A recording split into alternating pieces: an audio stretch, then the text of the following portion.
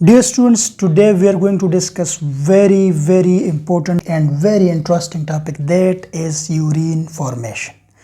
Urine formation इसका जो process है इसको हम आसान अल्फाज में समझने की कोशिश करेंगे।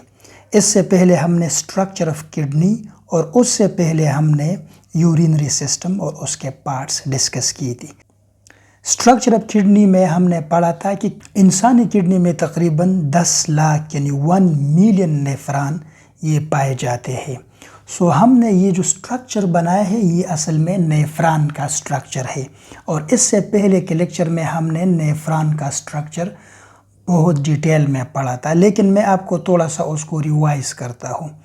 हमने पढ़ा था कि नेफ्रॉन में मेनली 2 मेन पार्ट्स पाए जाते हैं, जिसको हम रीनल कार्पसल और रीनल ट्यूब्यूल कहते हैं। ठीक है, ये जो पार्ट आपको नज़र आता है ये ब्लैक कलर में ये, और इसके अंदर जो रेड कलर में ये ब्लड के कैपिलरीज आपको नज़र आते हैं ये, इन दोनों को हम कहते हैं रीनल कार्पसल। इसमें एक ये जो ब्लैक कलर लकीर है ना, ये कप शेप, इसको हम कहते हैं बोमेन्स कैप्सूल। तो इसको मैं बी से ज़ाहिर करता हूँ। बी का मतलब क्या होगा? Bowman's capsule. और ये जो रेड कलर में आपको कैपिलरीज ऑफ द ब्लड नज़र आते हैं, इन कैपिलरीज को मैं ज़ाहिर करता हूँ सी से। सी का मतलब है कैपिलरीज। बोमेन्स कैप्सूल और कैपिलरी, इन दोनों को हम कंबाइनली रीनल कार्पसल कहते हैं। सो मैं यहाँ पे आपको शॉर्टकट लिखता हूँ क्योंकि जगह बहुत ज़्यादा कम है, कि रीनल कार्पसल, सी से लिखा जाता है कार्पसल।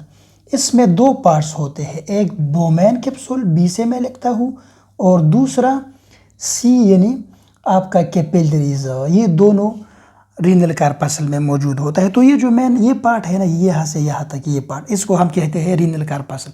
नेफ्रॉन का जो दूसरा पार्ट है, ये पाइप आपको नजर आता है ब्लैक कलर में, जो पाइप है ना, लंबा पाइप, इस पाइप या इस ट्यूब्यूल को हम कहते हैं रीनल ट्यूब्यूल। रीनल का लफ्ज़ मैंने आपको बताया था, रीनल आप जहाँ भी सुनते हैं इसका मतलब होगा किडनी से रिलेटेड। सो इसको रीनल कार्पसल और इसको रीनल ट्यूब्यूल कहते हैं। समझ आ गया? इसको मैं RT से लिख सकता हूँ, रीनल ट्यूब्यूल। ठीक है, इसमें 3 पार्ट्स मौजूद होते हैं। ये जो पार्ट है यहाँ से ये ट्यूब लेकर यहाँ तक, इसको हम कहते हैं प्रॉक्सिमल कन्वोल्यूटेड ट्यूब्यूल। तो इसको मैं किस से लिखता हूँ? प्रॉक्सिमल P, कन्वोल्यूटेड C और ट्यूब्यूल T। तो यहाँ पे मैंने लिखा कि रीनल ट्यूब्यूल में एक पार्ट यहाँ तक प्रॉक्सिमल कन्वोल्यूटेड ट्यूब्यूल ये पाया जाता है। दूसरा पार्ट यहाँ से लेकर यहाँ तक, ये जो नीचे पाइप है ये, इसको हम कहते हैं लूप ऑफ हेनली। तो इसको मैं LH से ज़ाहिर करता हूँ, लूप ऑफ हेनली। ठीक है, तो इसमें दूसरा पार्ट कौन सा है? Loop of Henley, LH। तल पार्ट कौन सा है? तल पार्ट अब यहाँ से लेकर यहाँ तक जो ट्यूब है, इसको हम कहते हैं distal convoluted tubule, DC, distal convoluted T tubule. So nephron के ट्यूब्यूल में या ट्यूब में 3 पार्ट मौजूद है। तो यहाँ पे तीसरा पार्ट मैं इसके साथ ऐड करता हूँ, डिस्टल कन्वोल्यूटेड ट्यूब्यूल। अब समझ आ गया, एक रीनल कार्पसल और एक रीनल ट्यूब्यूल, इन दोनों को हम नेफ्रॉन कहते हैं। इसके अलावा हमने पढ़ा था कि नेफ्रॉन के साथ ब्लड वेसल्स भी होते हैं, जो नेफ्रॉन को ब्लड की सप्लाई करता है। 2 किस्म के ब्लड वेसल्स यहाँ पे हम डिस्कस करेंगे।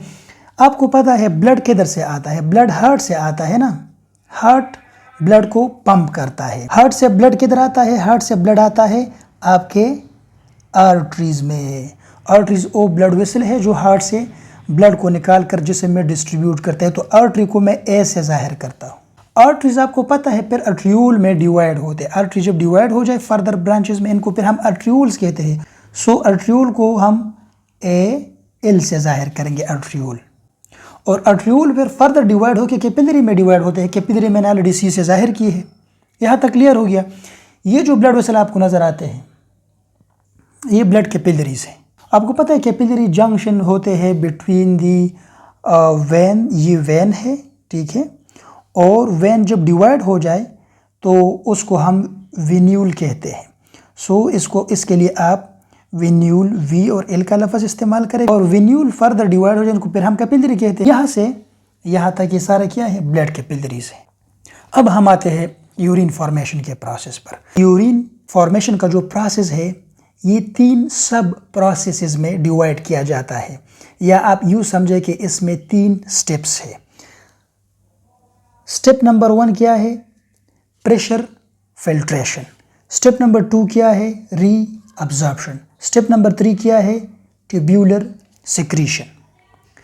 पहले हम डिस्कस करते हैं प्रेशर फिल्ट्रेशन। प्रेशर फिल्ट्रेशन का ताल्लुक सिर्फ और सिर्फ इस पार्ट से है, ये जो कप शेप पार्ट है और ये पार्ट है इसके साथ है।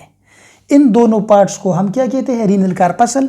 तो याद रखिए प्रेशर फिल्ट्रेशन का काम सिर्फ रीनल कार्पसल के साथ है, ये वहाँ पे ये प्रोसेस होता है।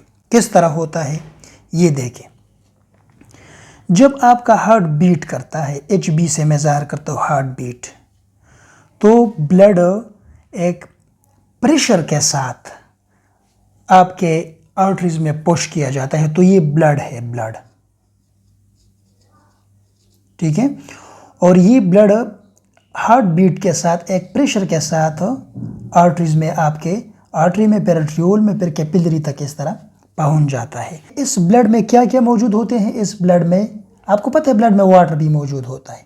आपको ये भी पता है ब्लड में साल्ट्स भी मौजूद है, NaCl। आपको ये भी मालूम होगा कि ब्लड में शुगर भी मौजूद होते हैं, ठीक है, इससे मैंने शुगर लिख लिया।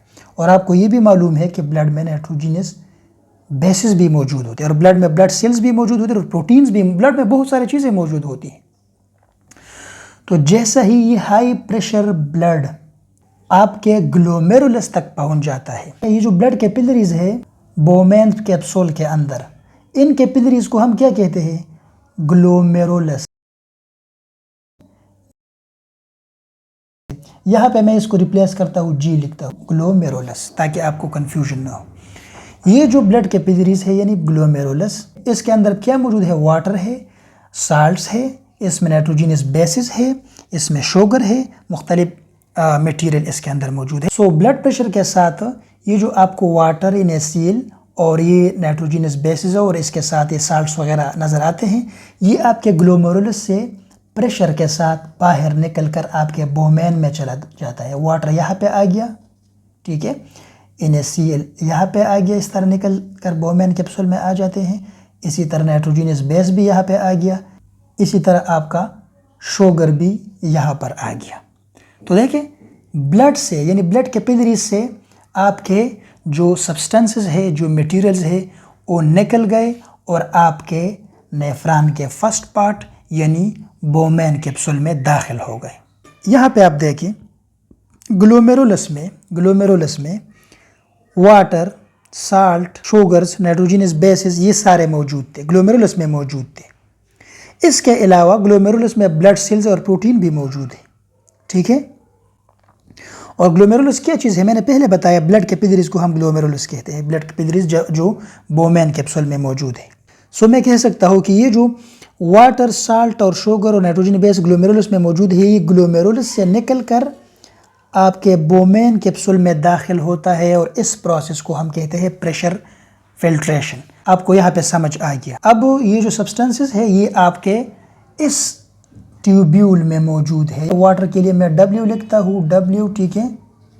ये ट्यूब्यूल में आपके वाटर पाए जाते हैं क्योंकि ये ब्लड से निकले हैं और इस सारे ट्यूब्यूल में मौजूद है।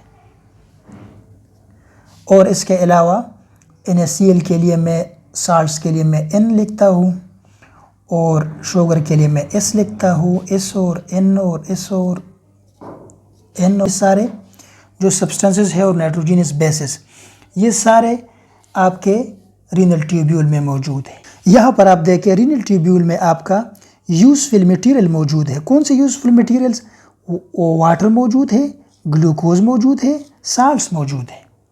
अब ये जो यूजफुल मटेरियल है जो आपके रीनल ट्यूब्यूल में मौजूद है, ये यूजफुल मटेरियल क्योंकि बॉडी के लिए ये यूजफुल है, तो आपके रीनल ट्यूब्यूल से वापस आपके कैपिलरीज में रीअब्जॉर्ब होते हैं।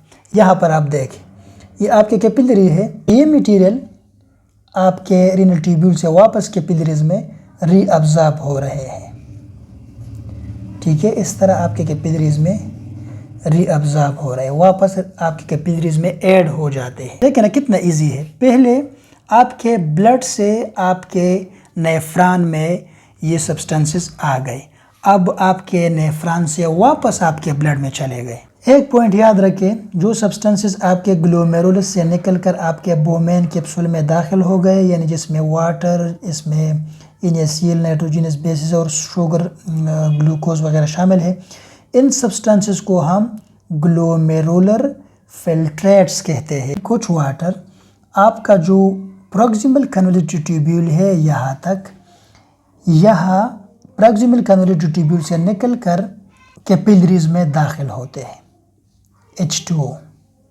या W वाटर, ठीक है।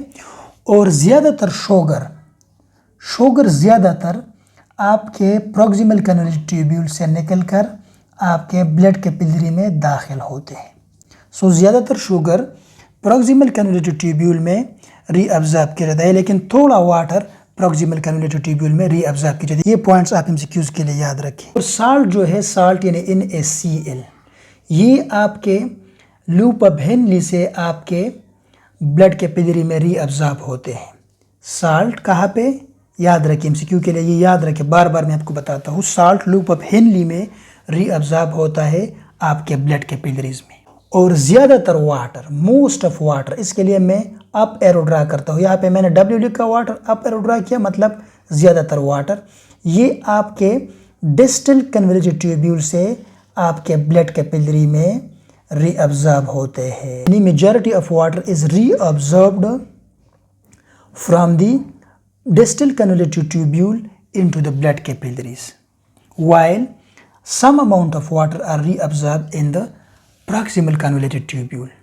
So ये दूसरा स्टेप भी कंप्लीट हो गया, रीअब्जॉर्प्शन। इसके बाद ट्यूबुलर सिक्रीशन यानी थर्ड स्टेप होता है। ट्यूबुलर सिक्रीशन में क्या होता है, ये जो आपके ब्लड कैपिलरीज है, ये इन ब्लड कैपिलरीज में आपके पास वेस्ट मटेरियल, मिसाल के तौर पर साल्ट, यहाँ मैंने लिख लिया साल्ट, ये मौजूद है। आपको पता है साल्ट इसमें आ गए हैं आपके रीनल ट्यूब्यूल से। इसके अलावा हाइड्रोजन आयन और यूरिया, ये सारे इस ब्लड कैपिलरीज में यहाँ पर रीनल ट्यूब्यूल से रीअब्जॉर्ब हो गए हैं, लेकिन ये वेस्ट मटेरियल है और हमने इसको बॉडी से, ब्लड से निकालना है। इसलिए इस सारे कैपिलरी के नेटवर्क में जगह जगह ये जो सब्सटेंसेस है, साल्ट्स, हाइड्रोजन, यूरिया, ये वापस आपके ब्लड कैपिलरी से, ये ब्लड कैपिलरी में सब्सटेंसेस मौजूद है, आपके रीनल ट्यूब्यूल में ऐड होते हैं। ये सब्सटेंसेस जिनका मैंने आपको नाम लिया, यानी साल्ट्स, हाइड्रोजन आयन और यूरिया, ये वापस ब्लड कैपिलरी से रीनल ट्यूब्यूल में मुख्तलिफ जगहों में ऐड होते हैं। इस प्रोसेस को हम कहते हैं, या इस स्टेप को हम कहते हैं ट्यूबुलर सिक्रीशन। सो ये थर्ड प्रोसेस था, और अब आपका यूरिन फॉर्मेशन का प्रोसेस कंप्लीट हो गया है। इन तीनों स्टेप यानी प्रेशर फिल्ट्रेशन, रीअब्जॉर्प्शन और ट्यूबुलर सिक्रीशन के बाद जो मटेरियल या जो सब्सटेंसेस आपके रीनल ट्यूब्यूल में रहते हैं, इन सब्सटेंसेस को हम कहते हैं यूरिन, ठीक है, यूरिन। इन तीनों स्टेप्स के मुकम्मल होने के बाद जो सब्सटेंसेस बाकी रह जाते हैं, जो वेस्ट मटेरियल रह जाते हैं, जिन्हें निकलना है जिस्म से, इनको हम कहते हैं यूरिन।